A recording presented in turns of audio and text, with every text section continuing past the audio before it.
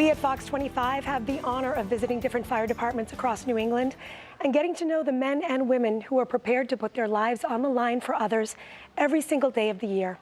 Today, we're taking a look back at some of the stories from 2016 that made a difference and educated all of us about staying safe. You can trust that if and when you're in danger, the firefighters throughout the Commonwealth will go above and beyond for you and the community. My favorite thing about Firehouse Fridays are often the stories I get to hear about the unsung hero, the mentor, and the moments that change lives forever. My first baby delivery. I've been an EMT for 20 years and a paramedic for 11, and I've never gotten that close to delivering a child. My partner Lillian is the one who delivered the baby. The baby came out in the sack. We broke the sack open, did some suction, baby started crying, and everybody was happy. So it was a great day all around. This is a great place to work. One of the best departments around here.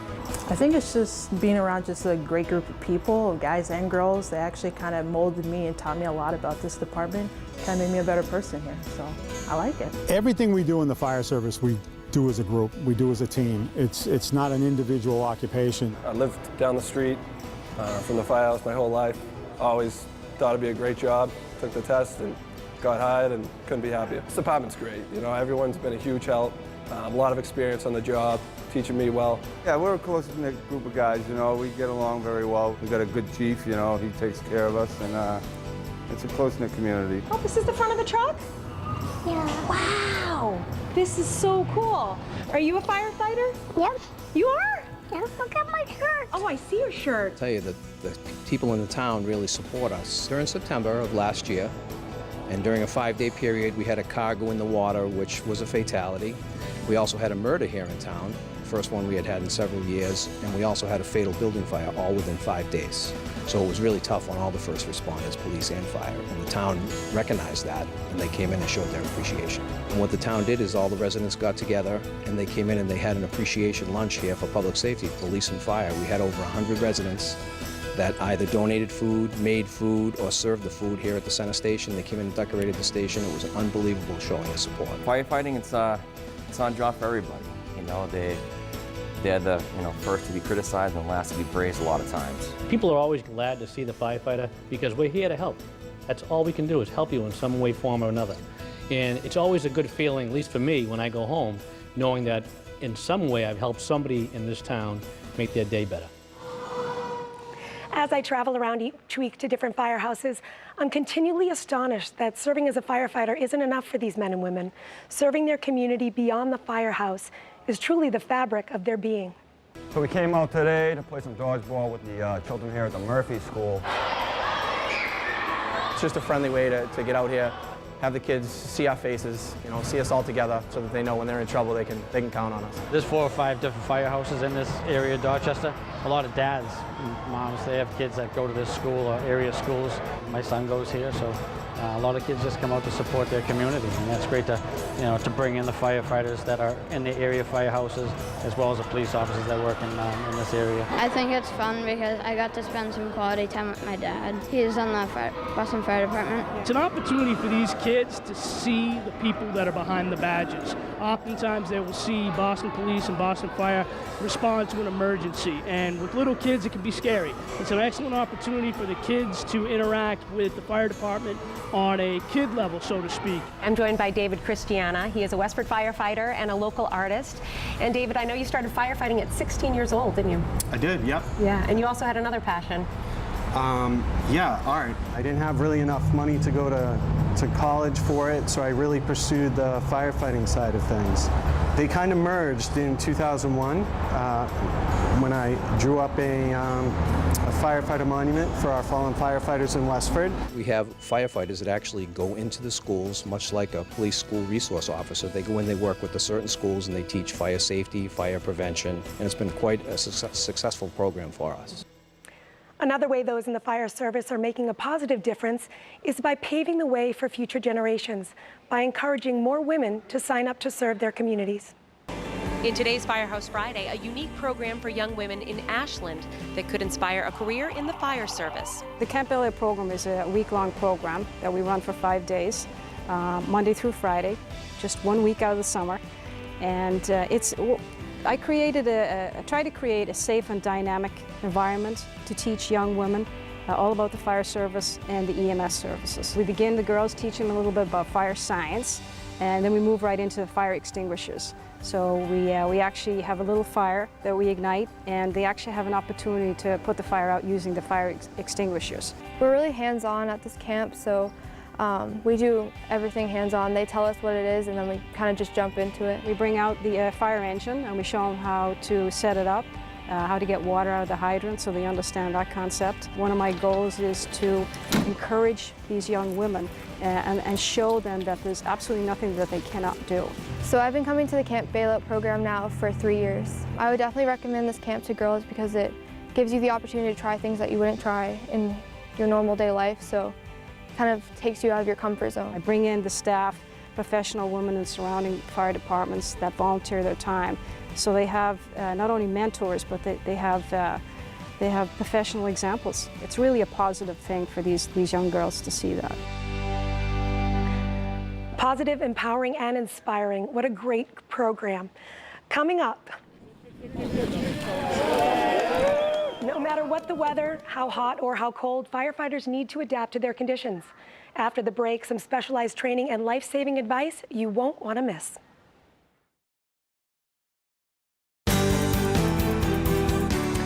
Welcome back.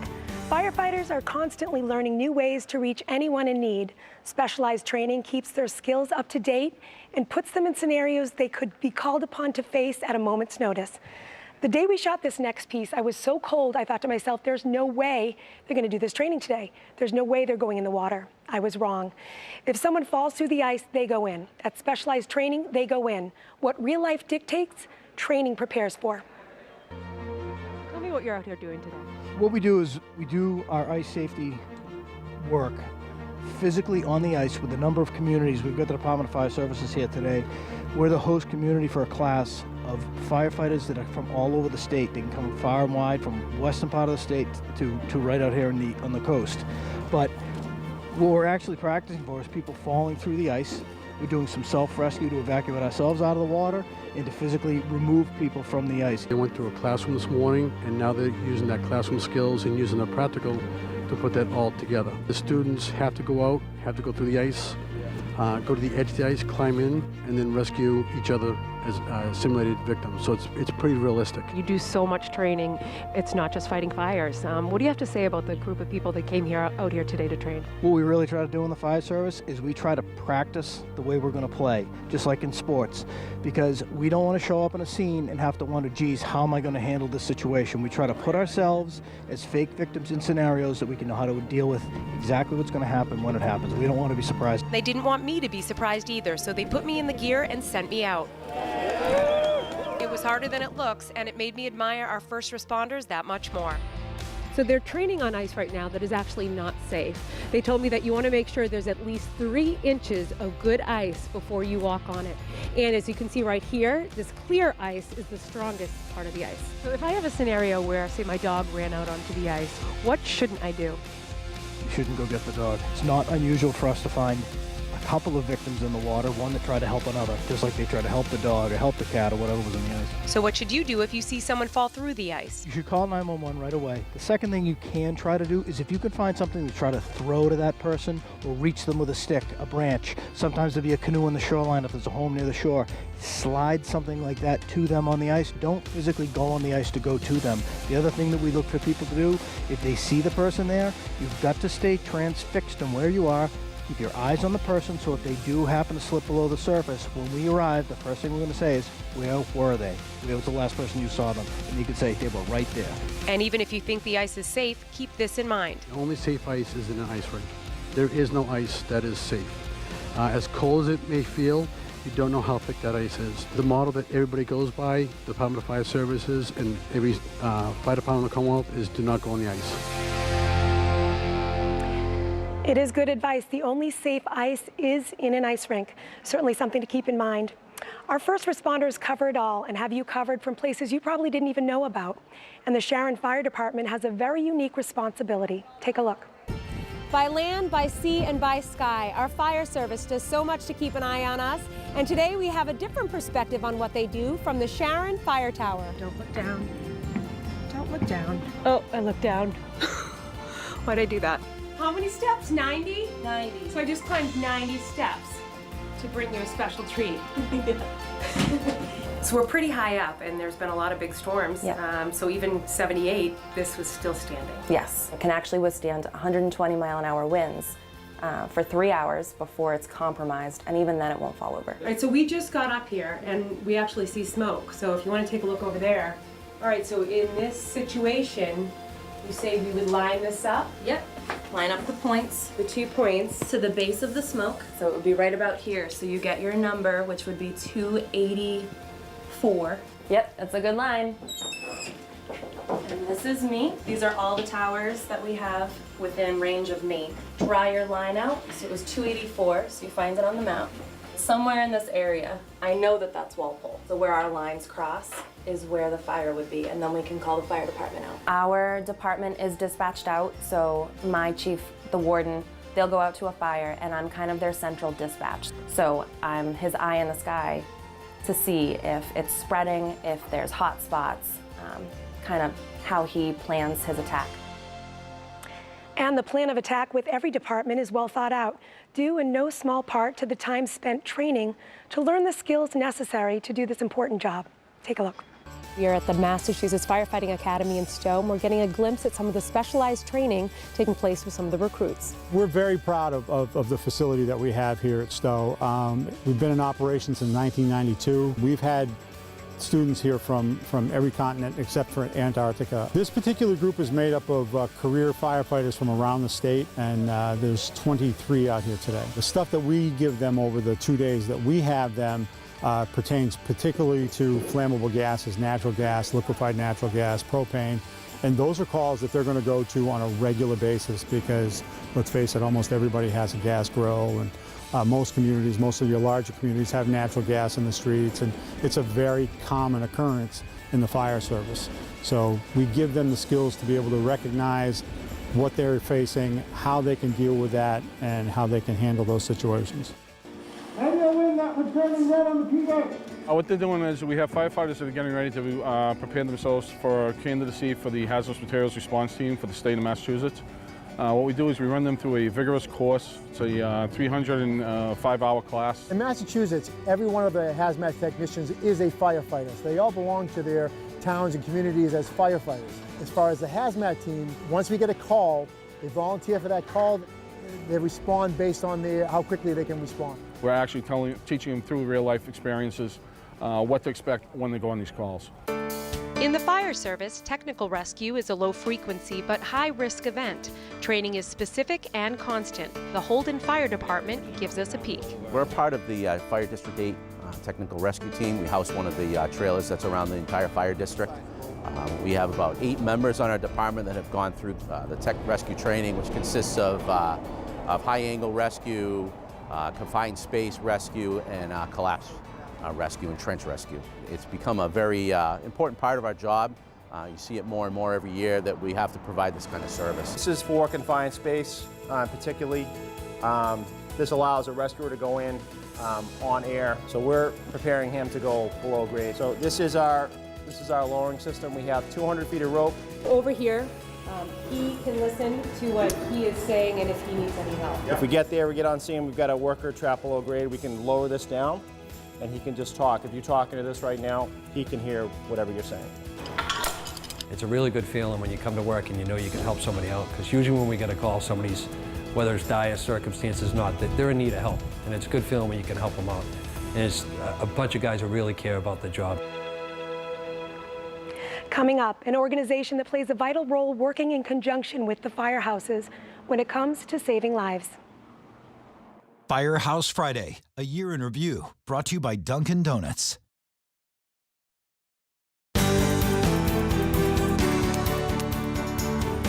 Fire departments across the state have many important partnerships. One organization in particular plays a vital role working in conjunction with the firehouses when it comes to saving lives. For over 3 decades, Boston MedFlight has supported a critical care transport system that benefits the entire region. In today's Firehouse Friday, we're at Hanscom Air Force Base where we're saluting Boston Med Flight and their critical care transport team. We transport the sickest of the sick and provide critical care in a transport setting in a fast-paced environment. Our goal is to take the right patient, put them in the right vehicle, and get them to the right hospital. I've been a paramedic for a little over 30 years, and so our crew consists of staff, a critical care transport specialist, which is essentially a paramedic, a critical care transport nurse, and they both come from very busy environments so that they come to us with a fair amount of skill, capability, and knowledge base. We're a not-for-profit, so we're a 501c3 charity. We work very closely with the fire departments. Nonprofit status for me as an operational person lets me worry about the mission, the transport, the safety aspects of the job, and then the finances are dealt with sort of after the fact. It's really all about the patient. Unless you do this type of job, you can't appreciate what it is that we have to deal with on a daily basis. So we have a pretty good support system just amongst ourselves as peers. You know, when you're doing the transport, you're doing your job. You're sort of on autopilot, no pun intended, and then you sort of deal with the emotion after the fact. I've had loved ones who have been transported via med flight, so it was kind of surreal to be in one myself, and it brought up a lot of questions, I'm sure as it does for many. It's the worst day in people's lives. We don't want them to remember it sometimes. In addition to the life-saving work they do at Boston Med Flight, they also have an annual patient reunion that helps to offer closure to everyone involved. Last year was our 30th anniversary, and we actually had a reunion for the patients that we transported the last 2 years, and we had 400 people show up. They had a lot of questions about their specific transport. We had name tags for all of our patients, and on their name tag it listed their crew, so they could actually go out and seek the crew that actually transported them. They really thank us a lot just for that, getting them there, and we feel like we're just kind of a little piece of the puzzle, but they show a lot of gratitude. It's helpful for the patients. It's also helpful for us as well, because it gives us sort of we can see some of the real sort of impact that our work can have. When we're transporting some of these people, the clock is ticking. You don't have a lot of time to get into a lot of conversation, to address some of their questions. I mean, you do the best you can. And so these events sometimes after the fact allow you to have that closure. Really, we just enjoy the work. We love the nature of the work. We love being in an environment where everything's always different and everything's kind of always critical. And that's the type of nurses and paramedics that we wanted to be. So inspiring. I am very grateful for everyone at Boston Med Flight. Coming up, a special tribute to all of the departments that welcomed us this year.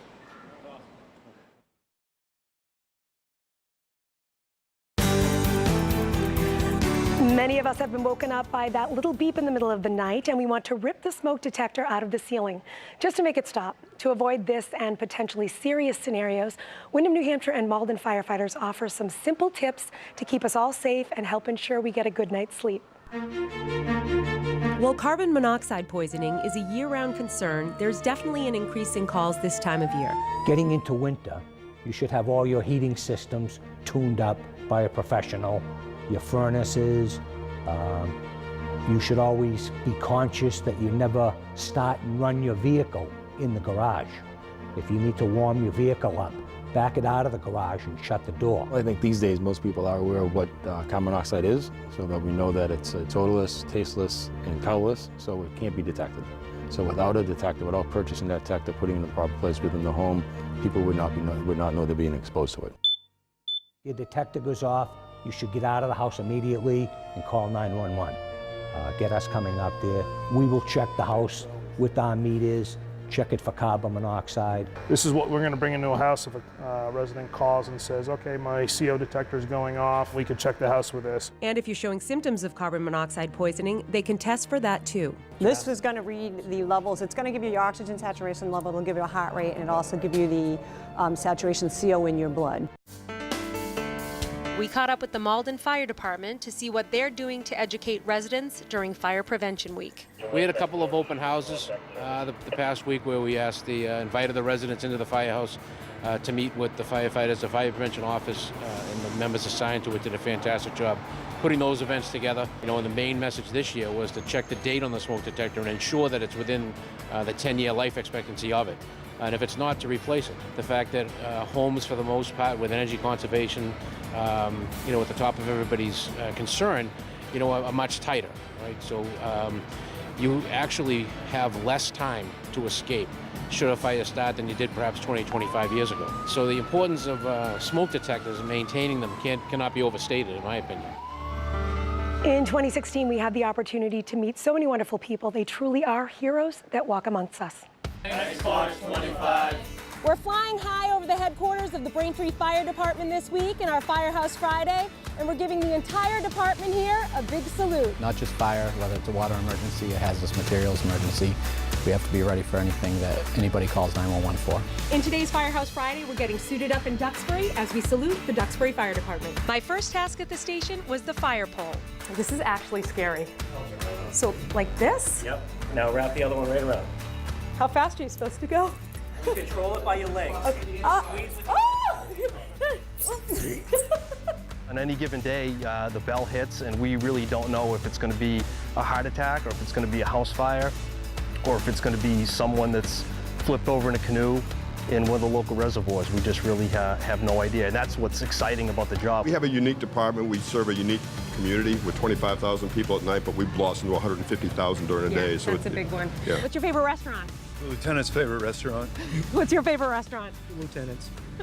Yours? Whatever the lieutenant likes. Today we're saluting the Norwood Fire Department. I can already tell this is a very close-knit group of men and women. In support of the troops, we have the Red Shirt Friday that we will wear for station wear, and we do sell to the public.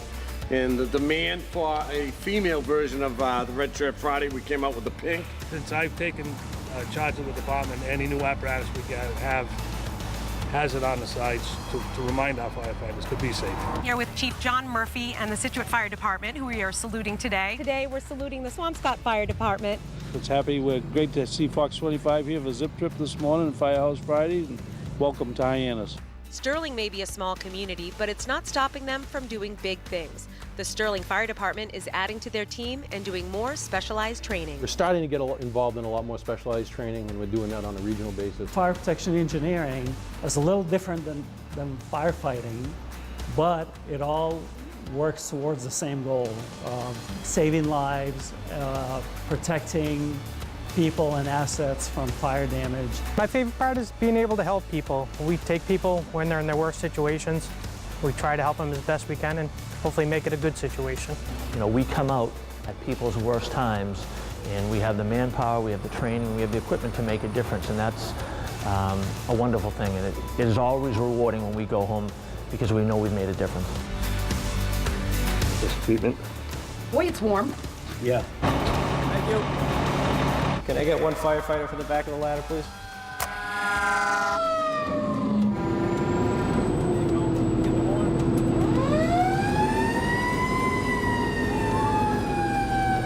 We have a really great group of firefighters. Everybody really pulls together, and it's a nice atmosphere. Nice work. Thank you. That was awesome. And before I left, there was one more surprise.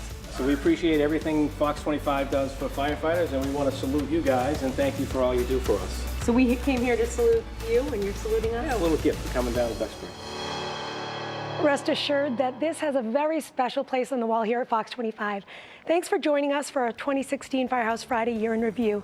At Fox 25, we stand in solidarity with all of the firefighters in New England and across the country. We look forward to continuing to salute firehouses in 2017.